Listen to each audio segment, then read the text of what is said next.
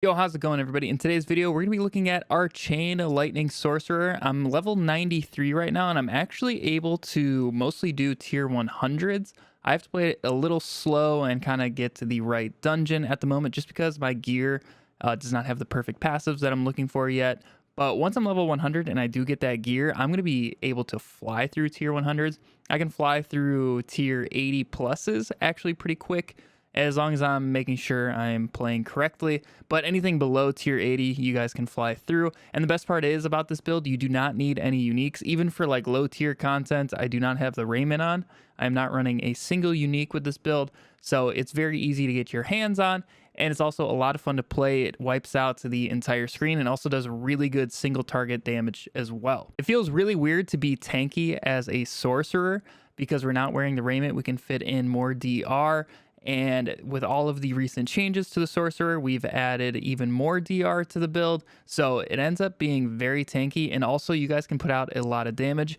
And as you guys are moving up the tiers, you're going to be seeing bigger and bigger numbers. So on tier 100, I've actually been able to hit like over a 60 mil on a single target, which is pretty crazy. So you guys will have no trouble bossing and all that sort of stuff. Your guys are going to be knocking down bosses fairly quick as well. In the lower tiers, you're never going to get a chance to knock them down because they're just going to die in like 1 or 2 barber hits. But then as you guys move up, you're going to stun them very quickly, and then they're going to die in, once again, 1 to 2 barber hits. You can play this build super aggressive by teleporting around, getting very close to the enemies. We're going to have to do that regardless because of obviously Frost Nova. It's a staple here on Sorcerer. But you're actually able to play at range too for more trash ads if you guys are trying to push up your nightmare tiers. So you can play it either way, and it's going to work out incredibly well just because the chain lightnings are going to be bouncing around everywhere. You guys are going to get stuns on them, and they're not really going to be able to attack you at all, and they're just going to get wiped out by your chain lightning and barber hits. Super quick before we jump into the build, I just want to take a moment to thank the sponsor of today's video, Bloodline Heroes of Lithis. Bloodline is a stunning hero collector fantasy RPG that takes it to a whole new level with their stunning 3D visuals. Best part is it's completely free to play, so download it now with the link in the description or scan my QR code on the screen if you're viewing on a PC to unlock a starter kit worth $20. This game is designed with top tier graphics so you guys can enjoy collecting all of your fantasy characters on your mobile phone or smart pads. Customize your champions by marrying any 2 bloodlines to create over 1,000 fantasy hybrids and endless possibilities for your matchmaking strategies. These hybrids not only inherit the talents of their parents, but also their unique appearances passed down from each family tree. These endless combinations of bloodlines also keep expanding with new bloodlines every 2 weeks. All players can obtain the uniquely designed champions, the Bloodcraft Legends, by earning points in seasonal guild wars. Not to mention, you can also raise heirs with champions, build your own kingdom and economy with strategic gameplay, all wrapped in with beautiful scenes and interesting storylines. You can download Bloodline for free on both Android and iOS using my link in the description or by scanning the QR code that you see on screen right now. And you guys will get a special starter pack worth $20 with 1 summoning crystal, 100,000 gold, and 100 diamonds.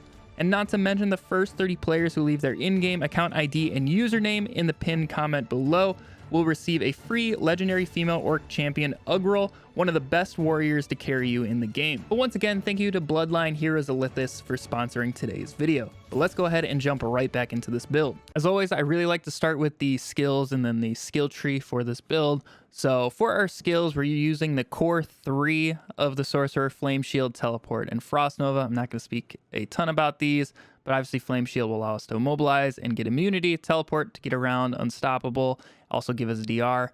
Frost Nova is going to be a big way we're able to deal a lot of damage. We are going to do a lot to Frozen. Also, it's going to make them vulnerable. It's our main source of vulnerable.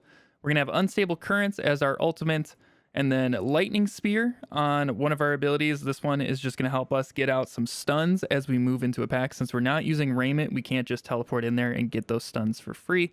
We're going to have to use this, but this is going to have essentially 100% crit rate, so you're always going to stun everything that this hits. And then finally, obviously, Chain Lightning is the core of our build, and with its recent buffs, it just absolutely fries. And then our enchantments, Firebolts, another staple, so we can make enemies burning on all of our damage. And then also, we're going to be using the Chain Lightning enchantment. I've tried a bunch of different enchantments with this build. I've tried Frozen Orb, I've tried Ball Lightning, I've tried Chain Lightning, and a few other things, and I always find myself coming back to Chain Lightning. I feel like the damage it puts out is significantly higher than everything else because every 100 mana we spend, so every 3 casts of Chain Lightning, we get an extra one, and that's what we're building into as well. So it's just a free extra cast. And then also we're going to be getting a ton of increased crit chances out of it. And also that increased bounces is really going to help out our damage on top of that. The Ball Lightnings I've tried, they do appear fairly often because Chain Lightning does have a decent lucky hit chance, but I didn't find its single target damage really to be worth anything compared to just running Chain Lightning enchantment. And then also Frozen Orb, you do kind of have to throw on an aspect for it to make it sit there and pulse 2 times.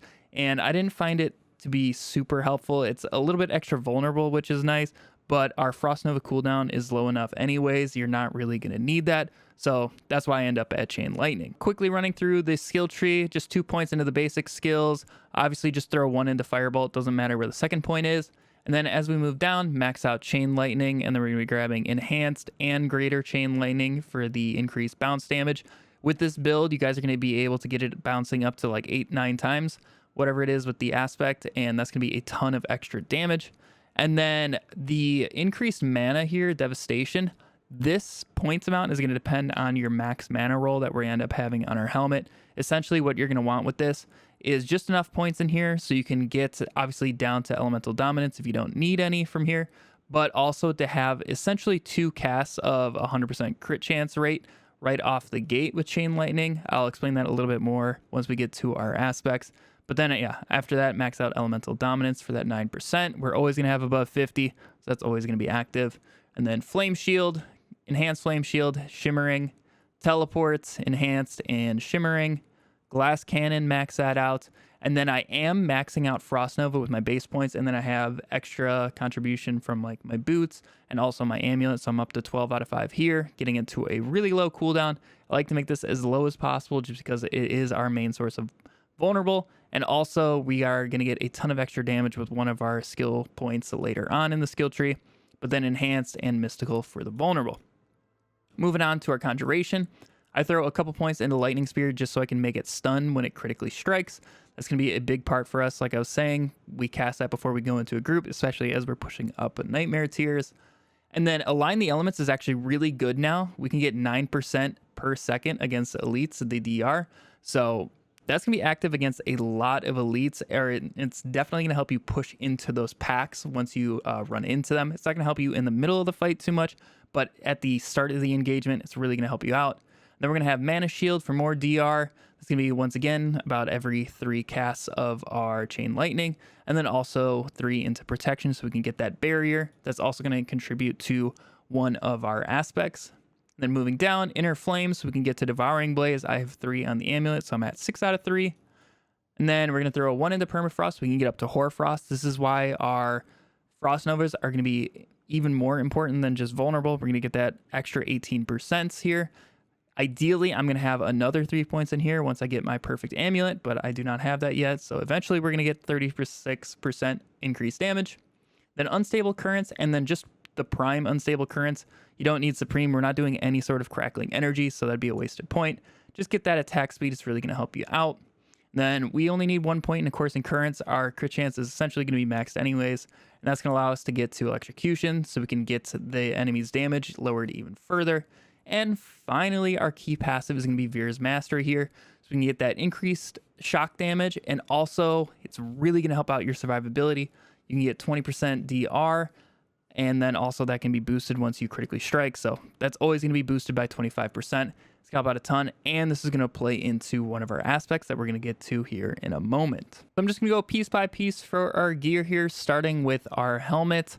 Now, the aspect I like to run on here is just Disobedience for that increased armor. Now, I do actually have my ideal passive roll set for our helmet, and that's cooldown, mana, max life, and total armor.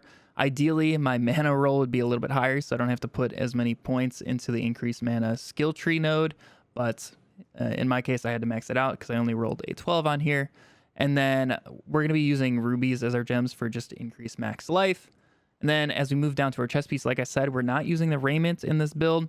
So that's going to allow us to get even more life, essentially another 1,000. I unfortunately have a terrible roll in my max life.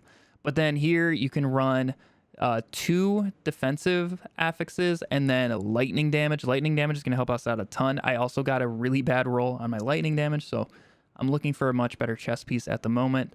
But that lightning damage is going to get boosted up a ton from our Paragon board, which we'll get to here after our gear. But yeah, so max life, lightning damage, then probably like DR or DR from burning, and then total armor. Any of those combos would work well.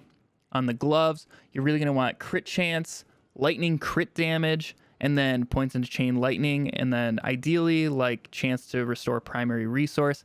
That fourth one you can kind of play around with, but my affix on here, my aspect on here is going to be the increased damage to vulnerable while you have a barrier. This is always going to be active when you cast that Frost Nova, so it's really not that conditional. If you guys think it is a little bit too conditional, you can replace it for the damage to stunned aspect if you would like, but you guys can make that decision yourself. And then moving down here on our pants, I do also have my ideal roll with max life, DR from burning, DR from distant, and total armor. And this is where I put the double charge of Frost Nova, but it increases the charge cooldown. But this can help us apply way more vulnerable, and it's going to be very helpful for knocking down bosses. On the boots, I like to run movement speed, and then the main 2 that you're going to want is ranks to teleport and Frost Nova, because those are cooldown based. You don't have to do flame shield. You can trade that out for like mana cost reduction or more movement speed after killing elite. But then our aspect on here is going to be flame shield lets us move through enemies, and then everybody we move through, they're going to become immobilized. That immobilize is going to play into our devouring blaze and allow us to deal more damage. On my weapon, I like to run vulnerable, all stats, or int. You guys can trade that one out if you'd like. But then lightning crit damage and crit damage, and this is where I'm putting my aspect of control. So we deal more damage to immobilized, stunned, or frozen enemies. Then moving on up over to our amulet, this is where I'm running Devouring Blaze, cooldown, defensive, and ideally Hoarfrost would be my 4th thing on there. You can get rid of defensive if you like, but I like to have the cooldown, but that's my ideal amulet. You can throw on some sort of like defensive affix here if you'd like, but my aspect here is going to be the Chain Lightning has a chance to chain 4 additional times. We're going to get that over 50% very easily. So essentially every other cast, you're going to get that 4 additional chain. Really going to help you out. Now my heart on here is going to be after spending 150 resource, you get your next attack to stun enemies. This is how we're going to knock down bosses really quickly and keep enemies at bay. As you guys are just spamming your chain lightning, which you will be able to do constantly, you're always going to get those stuns out, and it's going to be very helpful for surviving and dealing extra damage. Moving on over to our rings. Over here, you can play around with a couple things. So crit chance is going to be what you want always. And then you can do like crit damage, lightning crit damage, vulnerable. And also if you get lightning damage on here to pair with the chest piece, that would be very good as well. Just because those are going to scale up super high with our Paragon board. But my aspect is going to be the core and mastery skills. Cast at or above 100 mana, gain the 40% increased crit strike chance. This is why I essentially want to have our mana be whatever our chain lightning cost is plus 100. So in my case, that's 35. So I want this to be over 135. That way we can get 2 free casts. So even if we completely miss, we get that forgiveness and still essentially get that 100% crit chance. So that's why I have the 3 points into the max mana skill node and also the max mana here on my helmet. So that's going to completely depend on your rolls and how you can get that above the double cast of 100% crit chance essentially. And then I have the hearts where you gain the increased crit damage, but non-critical strikes deal less damage. Like I said, we're going to be at 100% crit rate, so that's just free extra damage. And then on our other ring, I have crit chance, crit damage, lightning crit damage, and max health. You can also put max health on these. I kind of recommend it. The rings, you can really play around with it to how you'd like, but just any of those max life, crit chance, crit damages, and vulnerable is going to be the way to go. Also, just having one with lightning damage would also be the play. But here is where each time chain lightning bounces, we gain 3 mana. You guys can use the codex roll of this if you'd like, but obviously try to get that up to 3, but there's not a huge difference between the two. But obviously 3 is really going to help you out. And then finally onto our offhand, I like to have the cooldown and crit chance are like the big two, and then otherwise chance to restore a primary resource, lucky hit while you have a barrier, anything like that. You can even throw like DR on the lucky hit chance side. It's completely up to you what you roll, but cooldown and crit chance are going to be the main two there. And our aspect is going to be the increased damage while we have a barrier. I did just want to mention right now I do have sapphires in my weapons for the crit damage against crowd control enemies. You guys can trade these out for emeralds. It's going to be, they each have their strengths and weaknesses on when they'll be active. Like on bosses, they'll be a little bit more active with the emeralds, especially in lower tier stuff because you're not knocking them down. But if you guys are playing higher tier stuff, you essentially need to have things crowd controlled anyways. So that's why I have the sapphires. But feel free to swap those out for emeralds if you see that fit. So I do have my Paragon board mostly complete. I'm just going to be going into one more board here for an extra glyph with my remaining points as I level to 100. But otherwise, I only take one legendary node this whole thing. Otherwise, I'm grabbing all glyphs across our other boards and also just specific like rare and magic nodes as we go through. So I'll mention that as we go. But in our starting board, I throw the Elementalist in here for the non-physical damage. The non-physical damage is why we'd want Lightning as one of our affixes on a couple pieces of gear, because those are going to get increased by this, and it's going to help you guys out a lot. Also, you get the Fire, Cold, or Lightning damage. So you guys can actually also swap off Lightning Spear for Ice Blades if you'd like, and that will allow you guys to get to the cold damage out of here, but I'm also okay with the 10%. But then as we guys move up, we're going to have the exploit glyph here in the static surge node. This is, like I said, the only legendary node that we're going to have, and that way we can maintain our mana a little bit better. But yeah, that's where I put my exploit, and I try to max out essentially all the decks in here. I'll fill it in towards the end, but that's going to be a big help. And then otherwise, we're going to get the paralyzing nodes and the surrounding magic nodes around it. Same thing with overwhelming and its magic nodes. If we move up, this is where we get to the Icefall board and where I put our Imbiber, and this way we can max that out in terms of like the willpower and get 107% damage while healthy. So as you guys are playing, just make sure you're popping your potions and staying healthy because it's going to be a ton of extra damage for you. That's why my attack power is so high. If you guys saw during our gear parts, when I'm not healthy, that's going to drop down to like 5,000-6,000, but when I am healthy, it's going to be closer to 10,000. And then down towards the right, I have the Frigid Fate board, and this is where I put the Enchanter for the even more non-physical damage. This one's up to 70% because we can get 70 intelligence here. And then otherwise, I'm grabbing Oppressive and its magic nodes, obviously weakness and the vulnerable damage around it. And then finally, the Guarded here and its damage reduction from vulnerable around it. You don't need the cold resistance yet because the resistance doesn't work. And then as we move up, we're going to be looking at the Burning Instinct board. This is where I'm going to have our Destruction Glyph for the increased crit damage, and I'm going to be putting in a lot of decks here. And also damage reduction from Burning is going to be very helpful as well from its rare and magic nodes. And then up here, I do have the Searing Heat board with the Control Glyph, and this way we can get the 20% to stunned or frozen enemies. Be a big help, and obviously the damage to crowd controlled.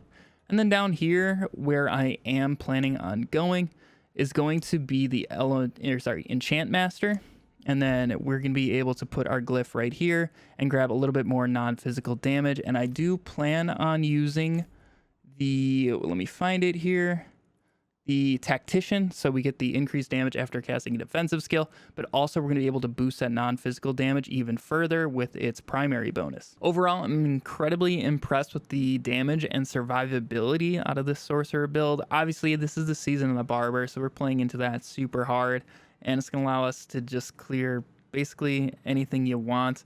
I do eventually want to try Lilith with this build and maybe see if we can find an iteration for it for her. But I will be working on that throughout the week, trying to get to level 100 as well, also before the Nightmare Dungeon reset bug being fixed. So hopefully I'll get that done here in the next couple days, and if there's anything to update, I'll make sure to do that over on our website, which I will have a link to in the description down below for the written guide of this build. And also, if I need to update it here on the channel, I will do that as well. Hopefully you guys have a lot of fun with this build. I certainly did. I'm excited to get it to level 100 and get it fleshed out. And then we're going to be moving on over to a fireball build, just because that's something I haven't really tried yet. And I have a couple cool ideas to see if we can actually make that work and do like essentially a tier 100 with a fireball build, which would be a lot of fun. Yeah, if you enjoyed the video, make sure you are subscribed to the channel for more Diablo content. Definitely a lot of sorcerer builds coming.